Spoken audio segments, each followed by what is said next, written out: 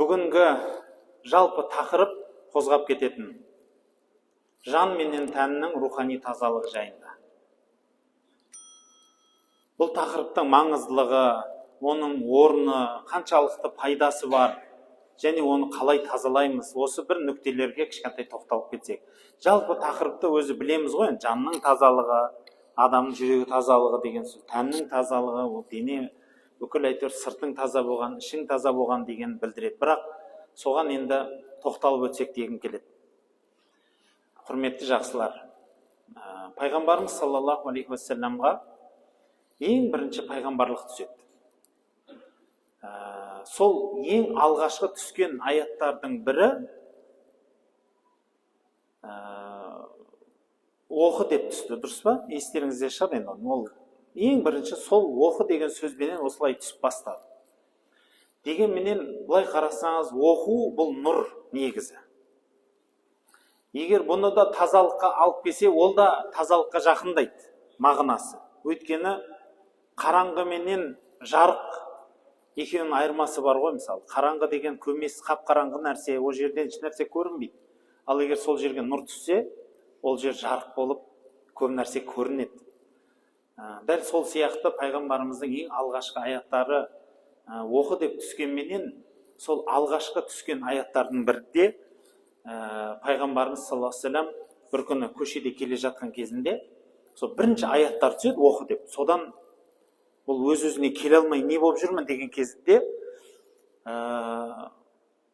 бір күн, екі күннен кейін сол келе жатқанда аспанда ілініп тұрған, ойлаңызшы енді, ойыңызға да келмейді, таудың арасында дейік бір шаруамен жүріп келе жатсыз, бір уақытта қарасаңыз аспанда бір адам ілініп тұрса да, аяғы жерге тимейді, басқа месе бір нәрсе ұстап тұрған жоқ, аспанда бір нәрсе ілініп тұр, адам сөйтіп сізге келіп сәлем берсе, ана ойлайды ғой, мен жынды болып қалдым ба, мынау зат не зат өзі, бұл жын ба, пері ма, не нәрсе бұл?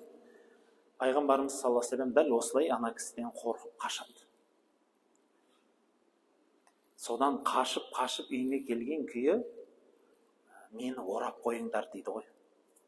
Негізі адам өзі бір қатты шок, бір ерекше жағдайға түскен кезінде оны орау, ойлаңыз, пайғамбарымыз саллаллаху алейхи вассалам соны табиғи жасаған, мені орап қойыңыздар деп. Бұны қазір біздің енді көп елдерде әлі жасау, әлі ол келе бермеді.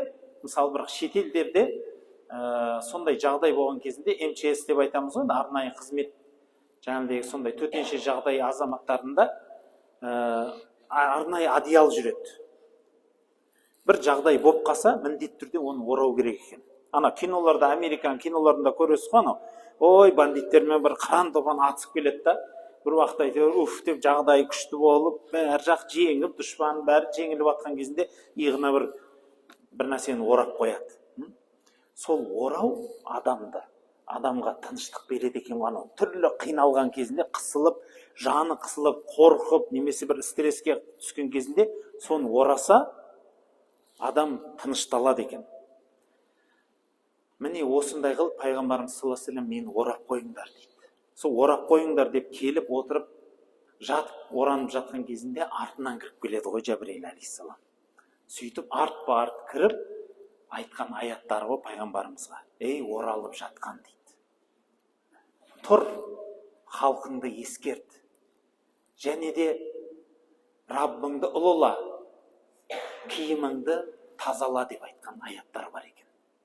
Ең алғашқы пайғамбарлықтың түскен аяттарының бірі тағы да. Мақұл ғой, оны пайғамбар екендігін түсіндірді. Оранып жатқан дейді, тұр дейді, болды, жатпа дейді. Құм фәәнзир, тұр да ескерт дейді.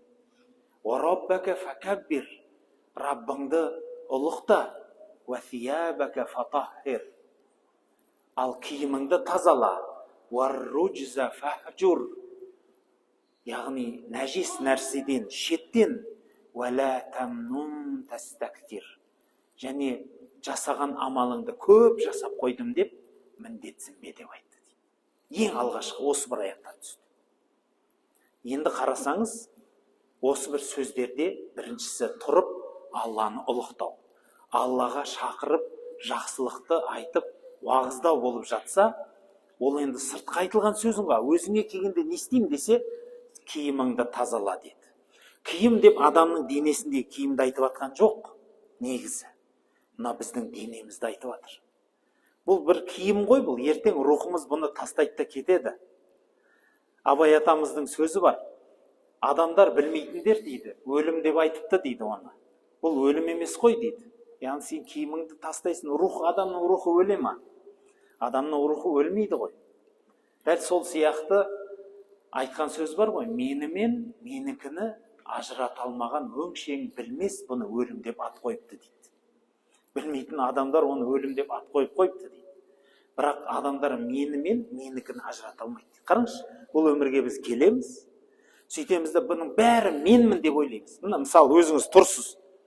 Кімсің? Менмін дейсіз. Бұл мен емес. Рух ол сенсің. Бұл менікі. Яғни бұл мынау сіздікі ғой, Құдайдың берген аманаты ғана. Бұл дене мүше. Біреуге үлкен дене берді, 2 метр. Біреуге кішкентай берді, біреуді ақ қылды, сары қылды, көк қылды, әйел қылды, ер қылды. Дұрыс па? Алла тағала аманатқа берді. Ертең уақыты келгенде не болады? Аманатын қайтадан алады. Сол үшін бізде бір адам дүниеден өткен кезінде не дейді? Аманатын тапсырыпты деп. Біреуге сөз бір адамға жаңағыдегі қайтыс болғанды жеткізетін кезде сен айтшы деп тұрады ғой. Сол кезде жай келіп ассалаумағалейкум, қалайсыздар, амансыздар ма? Ана пәленше деген кісі бар еді ғой, танисыз ғой? Иә, жақыным еді. Сол кісі аманатын тапсырыпты деп мысалы жеткізудің бір әдісі. Бірден түсінеді, аманатын тапсырыпты дегесін түсінесіз, болды, кетті.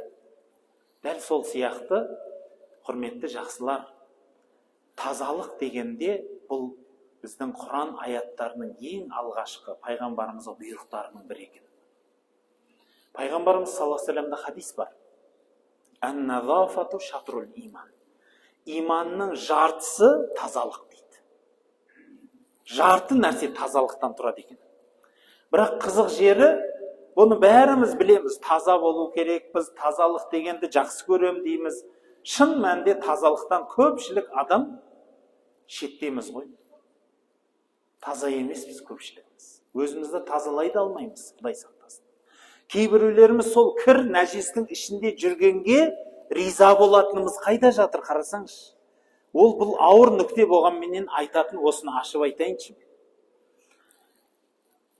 Таза емеспіз демекшімін, адамның тәні болады, адамның жаны болады. Екеуінде таза ұстау керек екен. Тәннің тазалығы дегенде біз ойлаймыз ғой, шампунмен сабындап жуа берсең таза боласың. Ол таза болу бір бөлек екен.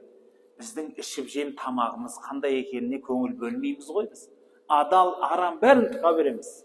Тамақтан өтсе болды. Қазір баяғыда ондай жоқ еді, мысалы бабаларымыз не қылмайтын. Қазір доңызды да жей береді адамдар. Тауға барып, мал бағып жүрсеңіз, мына жерден доңыз өтпедің ба десе, сен мұсылман емессің ба дейсің ғой. Сөйтсе, бұл шөп жеген нәрсе ғой дейді. Молдеке дейді. Соны шөп жеген екеу бірге арқалап, бірге жүрген о деймін, шөп жеген көріп. Аты доңыз ба, шариғатта арам ол. Ол даланың доңызы ма, үйдің доңызы ма? Бірақ оны жейді бір адамдар. Ол іш нәрсе емес қой. Жейтін тамағымызға қарамаймыз. Әлі күнге шейін кейбіреулердің дастарханында ұзын мойын тұрады, онсыз той өтпейді. Жиын болса, сол ұзын мойын болу керек. Бұл болмай ма десең, таң қаласыз, ренжейсіз ғой. Мен дейді баяғыда ішіп жегенмін дейді, соны төлеуім керек дейді. Сен қарызға ішіп жесең, ақшасын бірден бересіз сай былай. Онда сенің тойыңа ертең біз келсек те қарыз болып қалып келеміз ба? Қанша екенін айтсай төлеп кетейік осы жерде. Өліп қаламыз ба тағы? Сразу айтып қойсайды, сен адам басына пәлен теңгеден қарыз ана жеген тамағың. Жаңа бір мейізің 1 теңге, 3 мейіз жесең 3 теңге төлейсің. 1 стакан суың пәлен грамдап есептеп қойыңыз. 2 нан үзіп жедің, пәлен ақша, 1 бауырсағың түген ақша. Онда есептеу, қарызың төлеп кетейік. Ешкім қарызға жемейді ғой. Адам деген қонақ жайлығынан дастарханын жаяды. Кел дейді, іш, же дейді. Оны есептемейді ғой. Бірақ біздің Қарасаңшы, өзіміздің қисықтығымыз ғой, шайтанның азғыруына іліп кеткеніміз ғой. Құрметті жақсылар, тән тазалығы дегеніміз біздің ішіп жеміміз. Оны шариғат жағынан ұзамай-ақ, мынау заманның тілімен айта салайықшы. Адам не жесе сол деген сөз бар, білесіз ба? Сіз тамақта не жесеңіз, сіздің мінезіңізге, ішіңіз, жүрісіңіз, тұрысыңызға келеді екен. Сол үшін болса керек, кейбіреулер кезінде ешкі жемеген онша, шошаңдап кетем деп. Кейбіреулер тек қана жылқы жеген. Мысал айтайын мен. Баянауылда болдым, Павлодар жақта. Сол жақтағы бір бабаларымыздың бірі тек қана жылқы жеген екен. Сонда бір адам бұл кісіні жылқы жейді, басқаны жемейді дегесін, соны мазақтағысы келді ма, сынағысы келді ма, алдына семіз сиырды сойып қойып қойған ғой. Келді. Кіріп қалғанда, анау сиырды көрген кезінде бұрылып шығып кетіп баратыр дейді қайттан. Ей, тоқта. Мен сені сынайын дегенмін дейді. Негізі сиыр харам емес ол. Бірақ адам өзінің тектілігінен, өзінің тазалығынан ұстанатын өзінің өмірлік ережесі болады. Дәл сол сияқты мысал айтайық, сіз спортпен айналыссаңыз, спорттағы адамға бәр нәрсе жей бермейді ғой. Бәр нәрсе жей берсеңіз, денеңіз былай болмайды, былай болады. Керісінше болады да, иығыңыз мынандай, мынау екі жағыңыз былай қарай кетеді, қанат болып, жан-жақ қарай. Сондықтан адам тамағынан өткен нәрсесіне қарау керек. Мұсылман адам оған ерекше қарайды. Себебін айтайын ба? Сіздің оқыған намазыңыз бен жасайтын дұғаңызға сіздің жеген тамағыңыз тікелей қатысы бар. Тікелей қатысы бар. Сіз арам жеген сайын дұғаңыздың қабыл болуы, құлшылық ғибадатыңыздың қабыл болуы дұрыс болмайды. Оны өмірлік қанша рет сыналған дүние.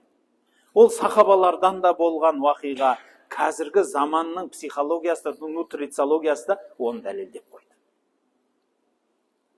Мысал айтайыншы бір мысал. Мысал біздің Қазақстан мұсылмандар діни басқармасының таманынан халал даму деген топ бар, ТО ашылған. Халал стандарт қой былай айтқанда. Соны халал стандарттайтын нәрседе біздің Қазақстанда бар бұл ереже. Соны ғана ұстанамыз. Өз басым Қазақстанның сол халал стандартын тауығын жеймін, мен басқа жердің тауығын жей алмаймын. Халал десе де. Себебін айтайын ба? Бір нәрсе білгенім үшін айтам да. Егер тауыққа өзін, біз бәрібір ғой, тауық ет жейді негізі. Тауық ет жейтін жануар, оны белок бермесеңіз болмайды. Сол кезде тауықты сойғаннан кейін өзінің желбезек, аяқ-маяқ, анау-мынау қалады ғой енді, іші басқасы. Соның бәрін өзіне бере салады, көпшілігі. Эконом ғой енді, өзін сойды, өзіне бере салады. Біздің Қазақстанда халал стандартта оған тыйым салынған. Оны ганнибализм деп айтады. Тауық өз-өзін жегіздірмейміз. Егер тауық өз-өзін жесе, байқалған екен сондай нәрсе. Сон жеген адамдарда еркекбаздық, әйелге шабатындық көбейеді екен. Жеген тамағыңыздың әсерін көрдіңіз ба? Еркек, екінші еркек жақсы көріп тұрады да, қатын демес. Сосын әйелді жақсы көретін болады. Басқаша қоя бұл. Енді біреулерге нормальный шығар енді. Бірақ біздің елге енді ол жат нәрсе да. Біреулер үйреніп қалған шығар, сөйтіп тұра беретін шығар. Оған қарсы емес бізден өз-өзіне адалда баса.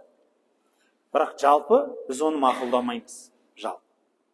Айтқым келгені, құрметті жақсылар, тазалық деген мақұл сырт жағынан бізге түсінікті тән тазалығынан басталса, бет қолыңызды қалай жуып тазалайсыз? Дәл сол сияқты жейтін тамаққа қараған дұрыс екен. Сол жейтін тамаққа адалдап жегеніңіз сіздің ғибадатыңызға, құлшылығыңызға тікелей әсері болатындығы. Бала шағаңызға да сондай қылып тамақ бергеніңіз абзалырақ болады екен. Енді осының тұсында жан тазалығын айтпай тұрмайтын шығармыз. Жанның тазалығы деп айтамыз. Жұрттың бәрі айтады, ой, менің жаным таза дейді. Онда сұрақ шығады ғой ерекше. Егер сіздің жаныңыз таза болса, тазалық екінші бір тазалықты шақырады, дұрыс па? Таза нәрсе тазаға ұмтылады ғой. Таза нәрсе кірге ұмтылмайды ешқашан. Тазалыққа ұмтылады. Мысалы, сіз ақ көйлек киіп алсаңыз үстіңізге, осылай қораға кіріп кетесіз ба? Барған күйі. Сәл не қыласыз ғой, мынау той көйлегім еді, кішкентай көйлегімді ауыстырайын, сосын кірем дейсіз. Қарайсыз. Солай ұрып кеткен адамды не дейсіз? Бұл тәрбиесіз дейсіз, дым болмағанда, мынау дым көрмеген адам ғой дейсіз. Анау ысырап болды ғой, құртады ғой дейсіз. Малақ болады, бытшыт болады. Енді ойлаңыз, біреулер бар, менің жаным таза дейді. Жаны таза болса, тазалыққа ұмтылмайды. Яғни ішіп жемі арам. Қалай қайықтан келдің сен онда? Арам ішет, бірақ жүрегім таза дейді. Қалай таза ол, өзі ішкен арам болса? Біреу жаным таза дейді, бірақ намаздан қашады. Не бір биік таулар бар да, тауларға шығады. Бірақ жайнамаздың биіктігі қатты биік емес негізі. Ең қалың жайнамаз 1 сантиметр болатын шығар, андай әдемі жайнамаздар болады. Сұмдық. Өзіңіз үшін сатып алатын кілем жайнамаз болады. Биік, ең биігі 1 сантиметр. Сол 1 сантиметр биікке шығамайды ғой. Оған сол 1 сантиметрдің үстіне шығу деген тауға шығуға қиын. Тау сияқты. Эверест. Биік. Оған альпинист керек, оны сүйреу керек біреу. Егер таза болсаң, өзің барасың тазалыққа. Жан тазалығы, тән тазалығы екеуі бір-бірімен өте байланысты. Біз сырттың тазалығын айттық ау, мақұл, ол көп түсінікті. Іштің тазалығы ол одан да маңызды, құрметті жақсылар. Біліңізші, іштің тазалығы неден басталатынын айтайыншы, ниеттен басталады екен. Адам бірінші орында ниетін тазалау керек екен. Ішкі ойын тазаламай, адам күнәға бара береді. Мысалы айтайық, барлық күнә неден басталады деп ойлайсыз? Адамның ішінен басталады. Сіз ішіңізде рұқсат бересіз, соны істей беруге, да? Ойыңызда рұқсат бересіз, ол жүрегіңіз қабылдайды, жүректен сыртқа қарай шыға бастайды. Ешкім бар ғой, ұрлықты әшейіннен жасай салмайды. Бар, біреудің малын алу, жаңағыдай күнә жасауға барған кезінде ешкім өзінен өзі әшейін барып жасай бермейді. Бірінші оның бәрі ойында жасалады. Ананы үйтсем бола ма дегенде өзін рұқсат береді. Күшті қоя дейді. Яғни мақұлдайды да. Ана біреудің үйінде тауық бар екен, соны ала салайыншы дейді. Күшті болады дейді. Мына жаққа алып келіп жеймін дейді. Өзі ойында мақұлдады. Ниеті не болды? Ниеті бұзылды оның. Бірінші кезде бірақ жүрегі қабылдамай тұрады. Ұят қой, көріп қояды ғой, үйтеді ғой. Бірақ мына жағы бармағанмен ойы арам болып жүреді. Әптен уланғасын, ниетінің бәрі бұзылғасын, ол жүрекке түседі екен. Ішінен аңсайтын болады, сосын соны алып жеуім керек мен. Бітті. Қайтсем болады. Істейді сосын. Мен әшейін тауықты айтып жатырмын. Ол дүниеде одан баса күнә жетеді.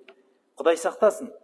Барлық қиянатта, көпшілік күнә да осылай жасалынады. Бірінші ой бұзылады.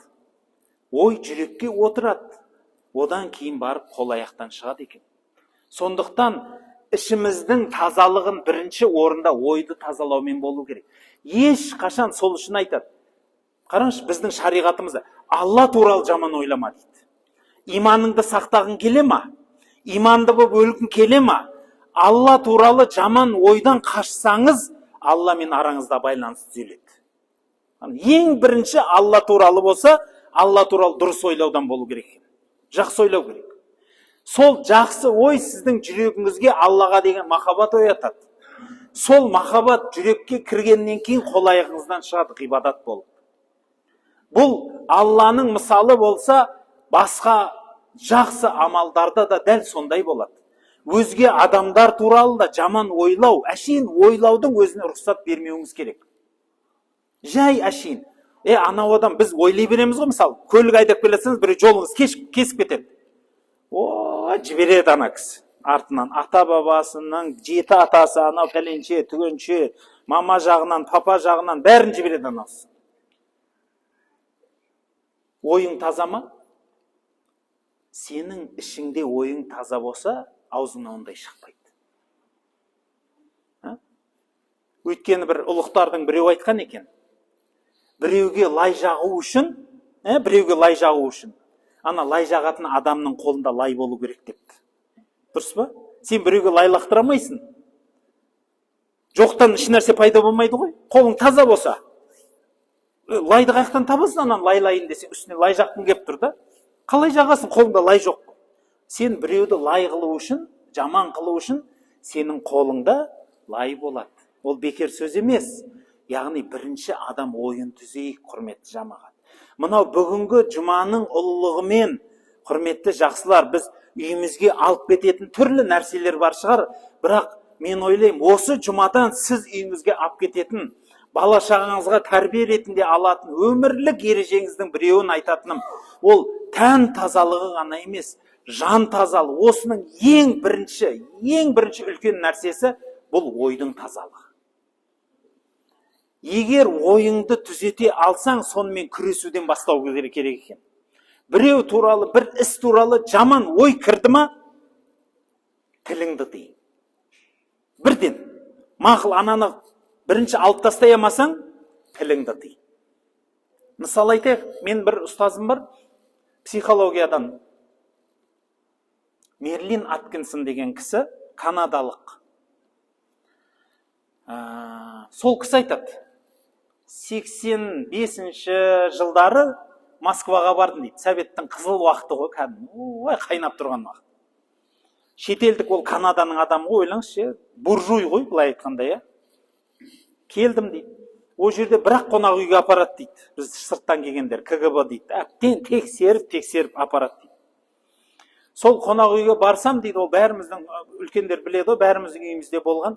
Ана бұрышта дейді, бір сымменен бүйтіп барғанда бір 4 бұрышта қорап тұр дейді. Радио ғой, жаңағыдай. Анау мен түсінбеймін дейді, тілін дейді. Тоқтамай сайрап тұр дейді. Сөйлеп болғасын, өлең айтады, өлеп болғасын, сөйлейді. Тоқтамайды. Барып бұрайтын жерін көрсем, вообще бұралмайды дейді. Алып тастаған дейді. Тоқтамайды дейді да ол ше. Ол үзетін жерін қарасам, ол үзетін жерде жоқ дейді. Ол сондай ғой, бәріне бір сыммен, мынандай кішкентай сым болады. Сонымен алып өтеді. Негізі үйге жалғағанда көбінесе үзетін жерін қоямыз. Анандай үлкен орындарда үзетін жер қойылмайды, оның астында тұрады, анау жерде бірақ тұрады. Ойласаңыз, мен қарасам үзетін жері жоқ екен дейді. Даусын төмендете алмадым дейді. Бір қалыпты шыңғырып тұрады дейді. Ұрып тұрады дейді жаңағыдай.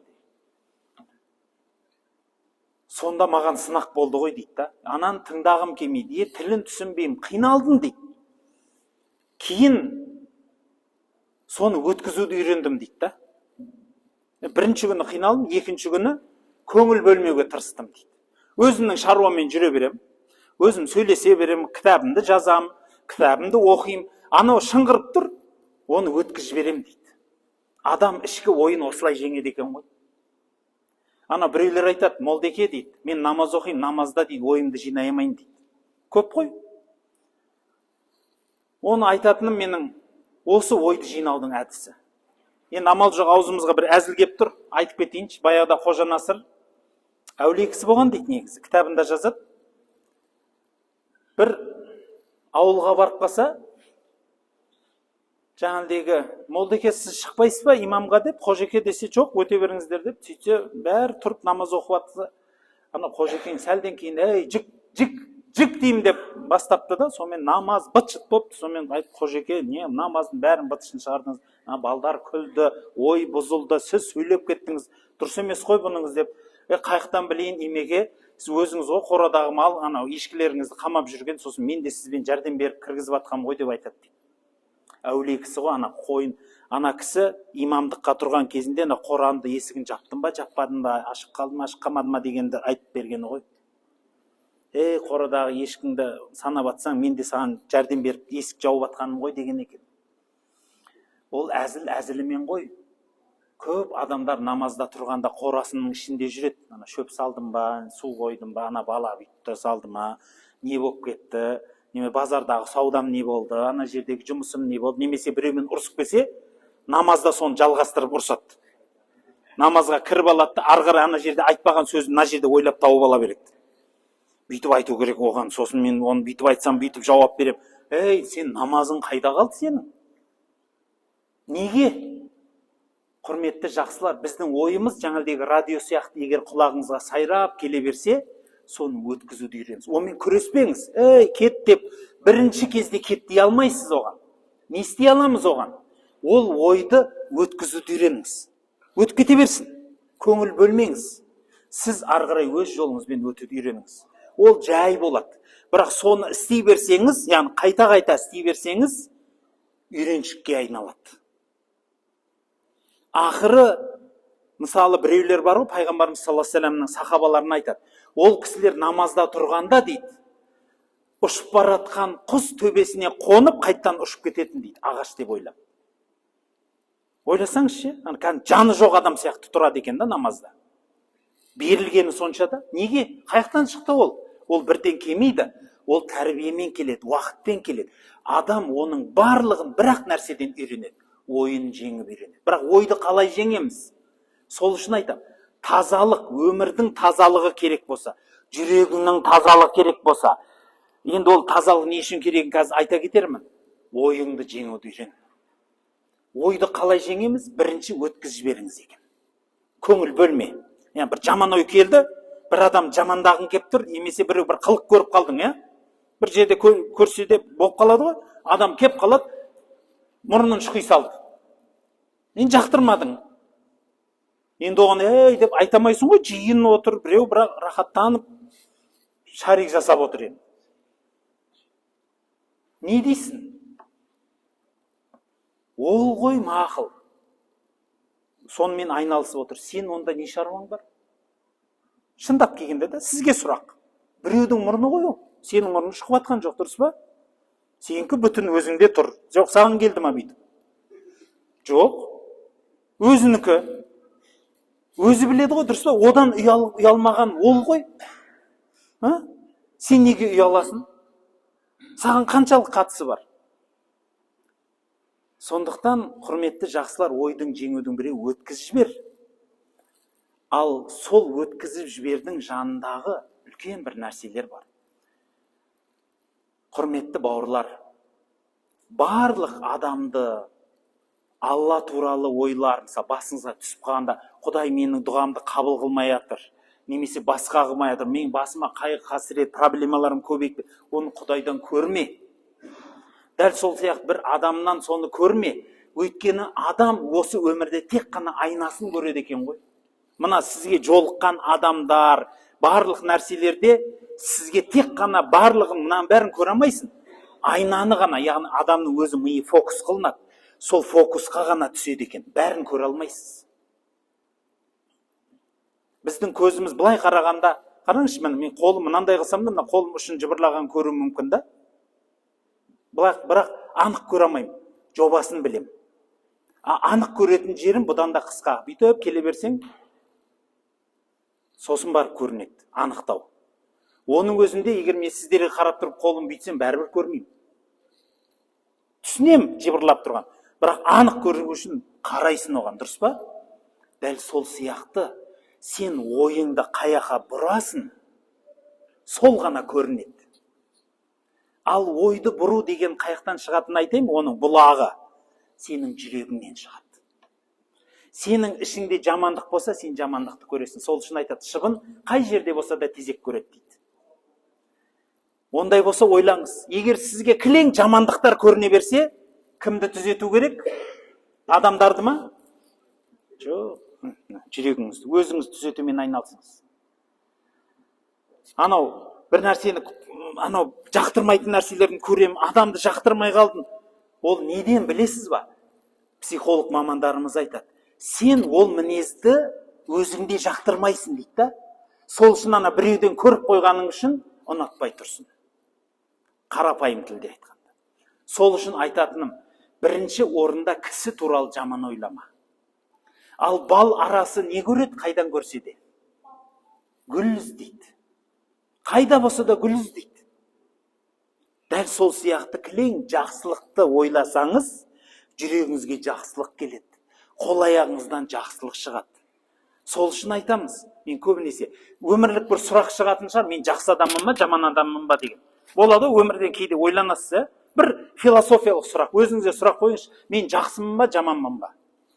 Біреу өзін жаман дейді, біреу жақсы дейді. Оны білу мүмкін ба? Мүмкін екен ғой. Оны айтады, адам ыдыс екен. Адам ыдыс. Ыдыстың ішіне не құйсаң сол төгіледі ғой. Дұрыс па? бір стакан келсе, бір ыдыс құмыра келді. Сол құмыраны аударсам, ішіне сүт болса, сүт төгіледі. Ішінде су болса, су төгіледі. Ішінде бал құйсаң, бал төгіледі. Бірақ ішіне су құйып қойып, қазір бал құйылады, бал төгіледі десеңіз, не төгіледі? Бәрібір су ғой. Дәл сол сияқты, егер сен өзіңнің кім екеніңді көргің келсе, сен немен айналысып жүргеніңе қара. Егер сенің аузыңа ақ ит кіріп, көк ит шығып, жұртпен таласып жүрсең, қаяқтасың сен? Сен сондай адамсың. Егер жұрт сенен жақсылықпен сөйлессе, сен жақсылық берушісің. Сенен жұрт жамандықпен сөйлессе, сенен жамандық көруші. Сол үшін бұның барлығы өзімізді түзетуге келтіреді. Құрметті бауырлар, тән менен жанның тазалығы біздің өмірімізге қалай әсер ететінін айтайыншы. Біріншіден бізді Алла тағала менен екеуміз арамыздағы байланысты ұзақ қылады. Өйткені Құран-ы Кәрімде де, пайғамбарымыздың хадисінде де көптеген хадистер мен аяттар дәлел. Мысал айтайық, пайғамбарымыз саллаллаху алейхи ва саллямның хадисі бар. Кім жәннатты қаласа жәннатқа кіреді дейді. Кім жәннатты қаламаса жәннатқа кірмейді дейді. Сұрақ шығады ғой сосын. Бір кісі сұрапты тура соны. Я Расулалла, енді жәннатқа кіргісі келмейтін адам бар ма депті өзі. Бәріміз кіргіміз келеді ғой деп. Кім маған ерсе, жәннатқа кіреді. Кім маған ермесе, кірмейді деп. Ол кісінің айтқан жауабы ғой. Оны тәпсірші ғалымдарымыз айтады. Бұл жерде пайғамбарымыз айтқаны, жәннатты қалаған адам жәннатқа баратын жолдармен жүреді. Мен жәннатты жақсы көрем деп тұрып, өзі бірақ дозақтың жолымен жүрсе, ол қандай ол? Ісі бөлек, сөзі бөлек. Қазір ондайлар көп қой, білесіз ба?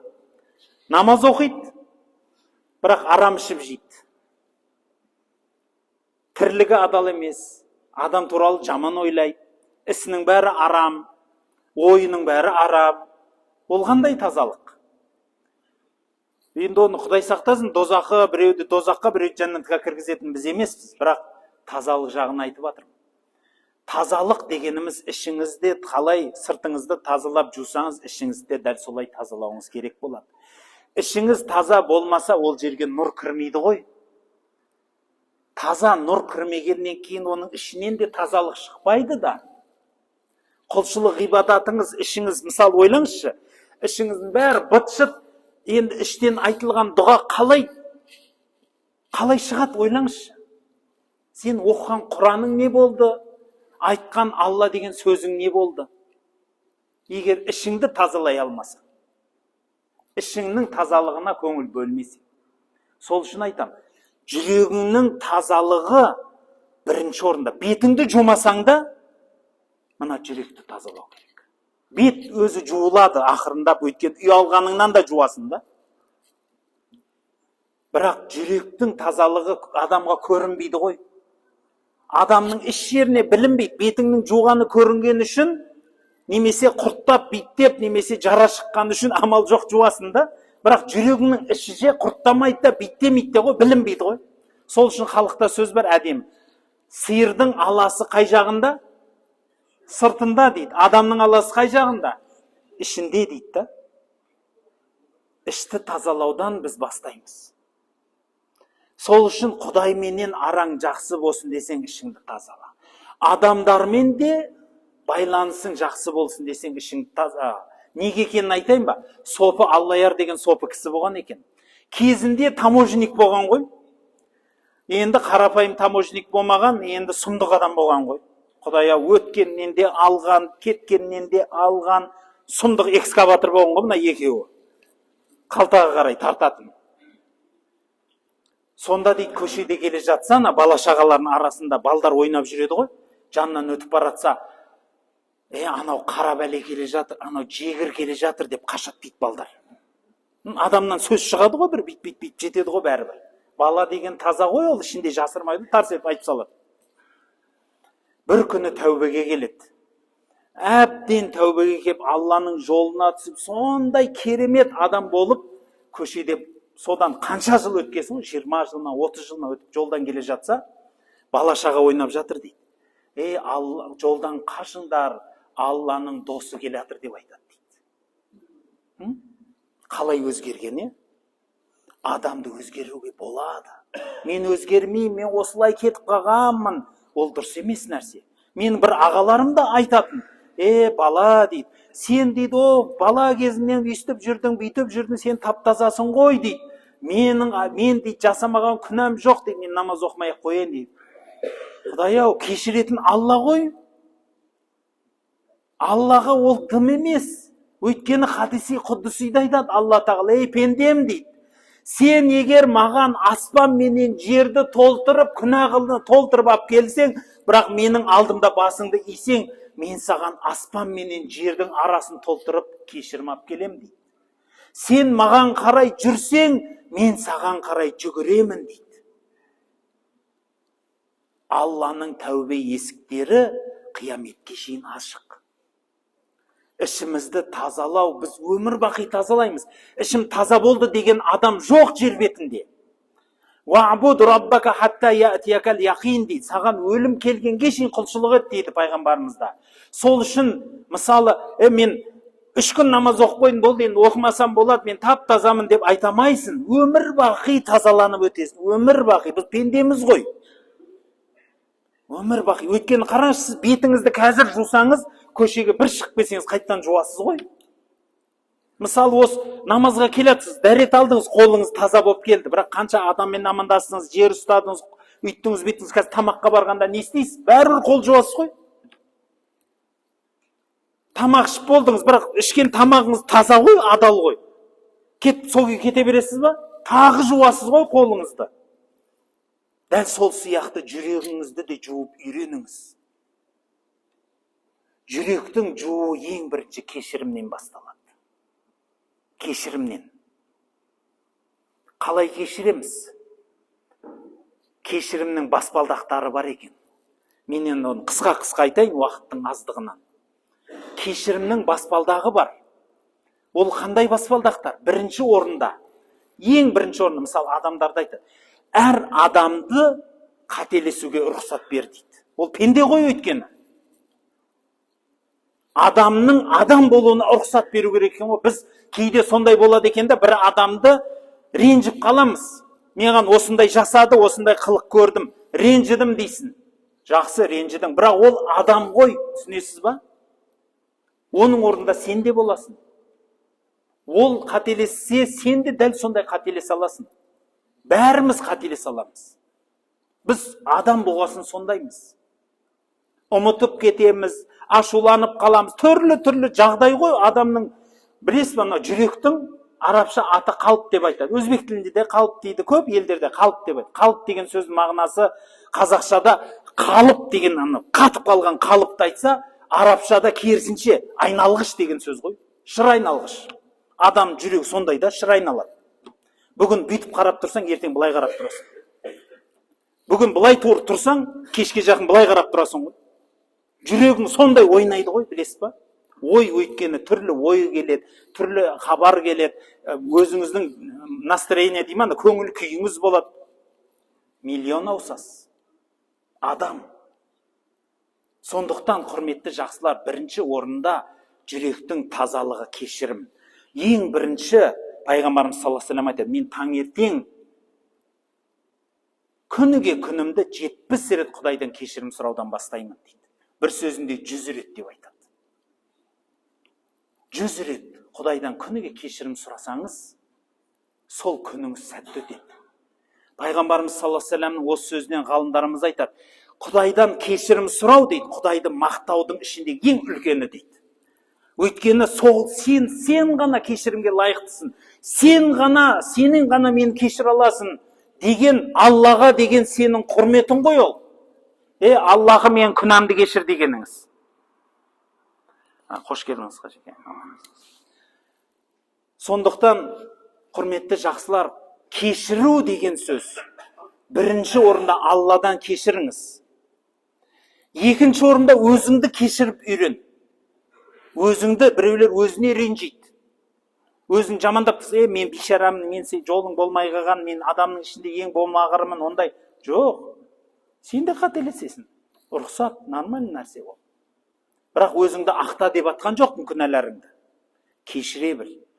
ата-анасын кешіре алмайтын адамдар бар. Білесіз ба, менің кезінде әкем сабаған, кезінде мен мына қатынға үйленем деген кезінде алып бермей қойған, сондайлар бар, әлі күнге шейін ренжіп жүр. Ата сақал аузына бітіп кеткен баяғы Гүлмирасын ойлайды. Осыдан 40 жыл бойы өліп қалғанды. Мысалы да, құрметті жақсылар, айтатыным, кешіре білу деген сөз әуелі Алладан, кейінгі бүкіл пенделерге, пендешілігіне рұқсат беріп кешірім сұраңыз. Жүрек таза болады. Екінші нәрсе, осыдан кейінгі нәрселердің барлығы, қиянат, өтірік, өсек, басқа нәрселер. Сол нәрселердің ең үлкендерінің бірі өтірік. Пайғамбарымыз саллаллаху алейхи ва саллямда хадис бар.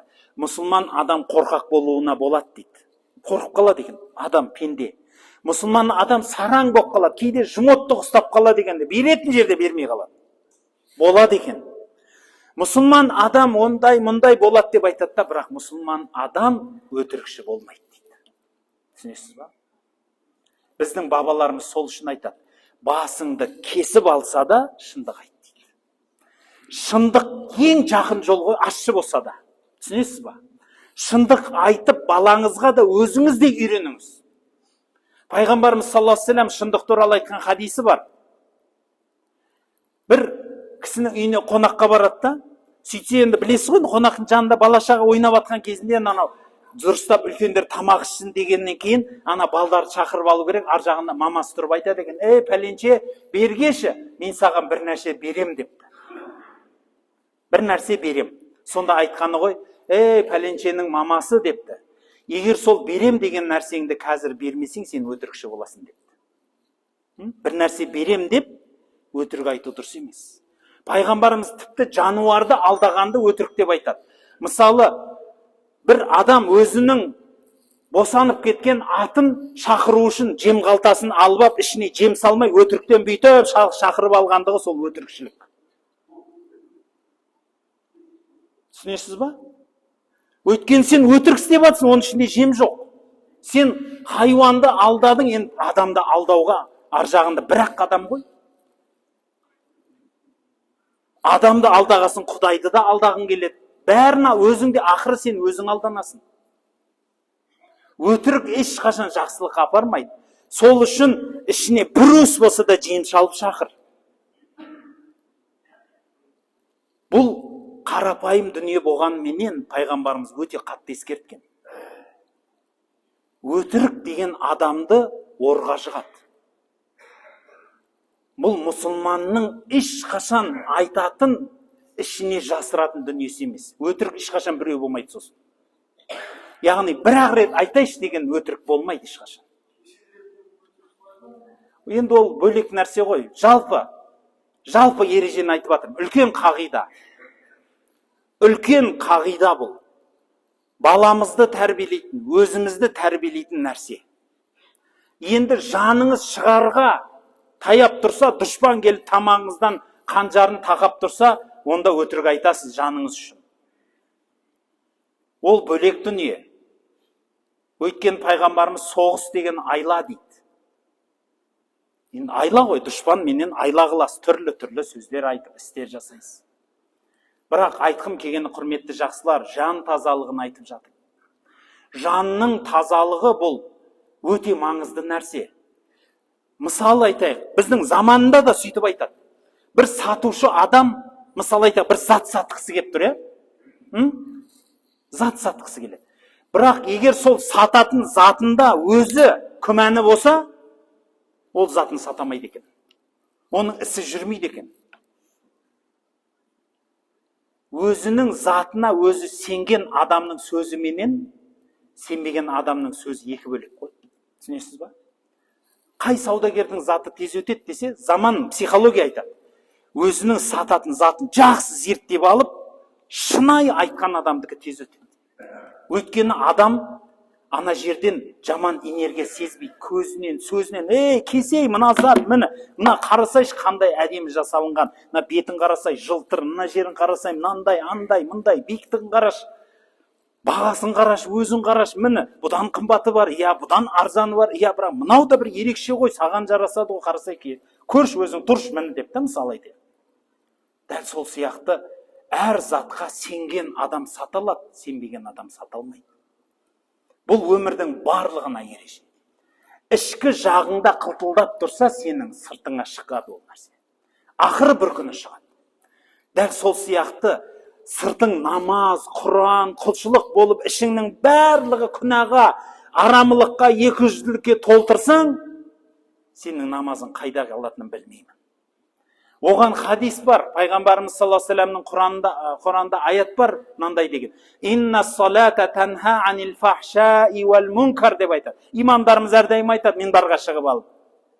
Әр жұма айтылатын сөздердің біреуі ғой. Я'изукум ла'аллакум тазаккарун деп бітіреді. Дәл сондай, расында да намаз сіздерді, біздерді күнә істерден, ұятсыз істерден тыяды дейді, тоқтатады екен. Сосын дәл осыған Абдулла ибн Масуд деген сахаба айтады. Сол Абдулла ибн Масудтан келатыр біздің Ханафи мазхабы. Сол Абдулла ибн Масудтан келген бір табиин кісі бар, сол табиин кісіден алған имам Абу Ханифа. Оқылу, намаз оқылу тәртібі де біздің қолымызды қалай ұстап тұруымыз, намаздағы қимылдар, именно Абдулла ибн Масудтың көрсеткен намазы. Түсінесіз ба? Ол пайғамбарымыздан алған тікелей. Сол Абдулла ибн Масуд айтады. Соның керісіншесі, егер дейді, сен намаз оқып тұрып күнәңнен тыйыла алмасаң дейді, сенің намазың сені өзгертуге күші жоқ дейді. Яғни күшсіз намаз оқып жатсың. Оқыма демейміз, жоқ, оқыңыз, тастамаңыз. Жақсы ол. Жақсылықтың жаршысы болу әрдайым жақсы. Ешқашан Алланың жақсылығының есігін тастама. Садақа бересің ба, жаман бір адаммен ренжіп қалсаң да, сол адамға ренжіп тұрсаң да, бер садақаны. Әбу Бәкір баяғыда пайғамбарымыз заманында өзінің қызын жамандаған, өзінің бір туысқанына әрдайым садақа беріп тұрады екен, жағдай нашар екен. Садақа беріп тұрады екен. Бірақ бір күні қызын жамандайды ғой, Әбу Бәкірдің. Естіп қалады да жамандап тұрған. Садақа бергісі келмей қалады ғой. Менің қызым жамандаса, мен қалай садақа берем деп. Содан кейін барып ойланады ғой, мен садақаны кім үшін берем дейді. Кім үшін бересің? Өзің үшін ба? Жоқ, Құдай үшін ғой. Сен ренжісең, ренжи бер. Оның ақысын Құдай әпереді, мен садақамды берейін да бәрібір деп садақасын беріп кеткен екен бәрібір. Дәл сол сияқты, яғни жақсылық жасаудан бәрібір тоқтамаңыз. Қандай қиын болса да, ауыр, өзіңізге ұнамаса да, жақсы амал ол әрдайым жақсы. Намаз оқисың ба, бірақ ісің дұрыс емес пе, бәрібір тастама. Ол өзгертеді, бірақ сол өзгеруге бірақ біз жүгіруіміз керек дегім келеді. Ол үшін бірінші орында тіліңізді көп зікірге айтыңыз. Сопылықта бекер айтпайды. Ең бірінші барған мүритті адам сопы пірлеріміз тазалайды екен ғой кісілерді. Тазалағанда қалай дегенді айтады екен. Мысалы, Алла деген сөзді 10.000 рет айт дейді екен. 10.000 рет айта бергеннен ойлаңызшы, күніне 10.000 айтасын. Ақыры айта бергеннен ол сүйек-сүйегіңе сіңіп кетеді ғой. Бірінші күндері, мысалы 5 жыл, 10 жыл бойы лағып отырып айтарсың, өзің аузыңда Алла, бірақ неғында ешкі бағып жүрсін. Мысалда, бірақ ақыры ол отырады ғой, мен аузым не деп жатыр, Құдай-ау деп, өзің тоқтатасың ғой, Құдай, тоқта, астапыралла, мен аузымда не бар? Алла деп отырмын, мынауым не дейді, қой деп көзіңді, құлағыңды жаман нәрседен тыясың ғой ақыры. Сондықтан көп зікір күнәдан тыяды екен. Сауап амалдар күнәдан тыяды екен, жүрегімізді тазалайды, жуады екен. Жақсы ойды түзету және жақсы қоғамменен орта екен. Жақсы адамдардың жанында отыруды өзіңе әдет қыл, сабырлық қыл дейді. Мысалы айтайық, жақсы адамдардың жанында сөзің жараспауы мүмкін. Олар анекдот айтпайды, ұятсыз сөздер айтпайды, өсек айтпайды, біреудің артын жамандамайды. Жаңағыдегі анау не дейді, Назарбаевтың Қытайға жер сатып жібергенін айтпайды. Украинадағы соғыспен Джордж Буш Клинтондарды айтпайды. Сосын ішің пісіп кетеді одан. Жаңағыдегі, бірақ оның айтатыны пайғамбарымыздың хадисі, оның айтатыны жүрегіңнің тазалығы, оның айтатыны жәннат, оның айтатыны дозақ, оның айтатыны жақсылық, оның айтатыны адалдық. Бірақ біз содан қашамыз да. Пайғамбарымызға сол үшін айтады Алла тағала, солардың жанында өзіңді отыруға сабырлық шақыр дейді. Шамаң жеткенше жақсының жанына барып отырып кет дейді. Бір бабаларымыздан қалған сөз, бір үлкен кісілерде бар шығар, білетін шығар біреулеріңіз. Тіпті сондай сұрайды екен ғой. Осы өңірде бір жақсы адам болса, еш болмағанда сонымен дастархандас болдың ба деп сұрайды деп баяғыда үлкен қариялар айтып отырады. Бекер сөз емес ол. Жақсы адамның жанында еш болмағанда қолына су құйып, нанын сындырып берейін, шайын құйып берейін, бір дастарханда отырып қалайыншы дейтін. Неге? Ол сол пайғамбарымыздың сөзінен, ол сол Құран-ы Каримдегі Қахф сүресіндегі сөзден. Уасбир нафсака маалладина деп басталатын Құранда аят бар. Өзіңді шынайы ақыреттен қорқып Аллаға табынатын, Аллаға шын болған, дос болған адамдардың жанында отыруға сабыр қыл дейді. Кішкентай болса отырып қайт деген сөз. Жинап айтам, құрметті жақсылар. Жанның тазалығы бұл өте маңызды нәрсе екен ғой. Біздің өмірімізге керек. Сіздің жүрегіңіздің тазалығы екінші бір адамға көрінеді. Сіздің жүрегіңіздің тазалығы Аллаға көрінеді. Сіздің жүрегіңіздің тазалығы сіздің сыртыңызға шығатын нұр ол. Оны тазаламаған сайын сіз өзіңізге дұшпандық қыласыз. Өміріңізді қиянат қыласыз. Өміріңіздегі бүкіл қиыншылық, ауыртпашылық мүмкін сол жүрегіңіздегі реніштен шығар. Ол замандағы қазіргі бизнесмендерде айтатыны содан. Егер сен ата-анаңды кешіре алмасаң, сен миллионер болмайсың дейді. Қарасаңыз, тіпті сондай қылып ереже шығарып жатыр. Неге? Өйткені ішінде кір жинаған адам ішінен нұр жинай алмайды. Ұзын сөздің түйіні, тазалық біздің дінімізде иманның жартысы деп айтылады. Өмірімізге Аллаға өте жақындауға пайдалы дүние. Оны қалай істейміз? Оны бірінші орында тіліміз Алланың зікірінде болсын. Көз құлағымыз Алланың берген нығметіне, жақсылығына жұмсалсын. Және де отырған ортаңыз жақсы ортаға айналуда әрекет жасаңыз. Соңғы сөзім, құрметті жақсылар, мынау біздің қоғамымызға да әсеріміз болуымыз міндет. Әрбір мұсылман адам қоғамшыл болады. Бір жамандық көрсе жамандықтан тоқтатады, бір зияндықтан тоқтатады, жан-жағын бәрін тазалап отырады. Сондықтан осы қорытынды сөзім ретінде айтып кететінім, құрметті жақсылар, тазалық тек қана үйіңіздің ішін тазалау емес, өзіңіздің ауылыңызды, осы мешітіңізді таза ұстаудан болады. Өзіңіздің отаныңызды, тұрған жеріңізді тазалаудан болады. Қарасаңызшы, біздің көп жастарымыз қазіргі кезде демала да алмайды ғой, бір жерге тауға барғың келеді. Барып қалсаң, судың жағасы деген, не деген қоқыс қылып жіберген. Сонда оның жүрегі таза деп қаяқтан айтасың, жан-жағының бәрін нәжес қылып бара жатқан адамның. Сол үшін айтам, құрметті жақсылар, тазалық деген бәр жағымызда болады екен. Осыны ұмытпасақ, осыны насихаттасақ екен. Субханакаллахумма бихамдик, ашхаду ан ла илаха илля анта астағфирука ва атубу илейк.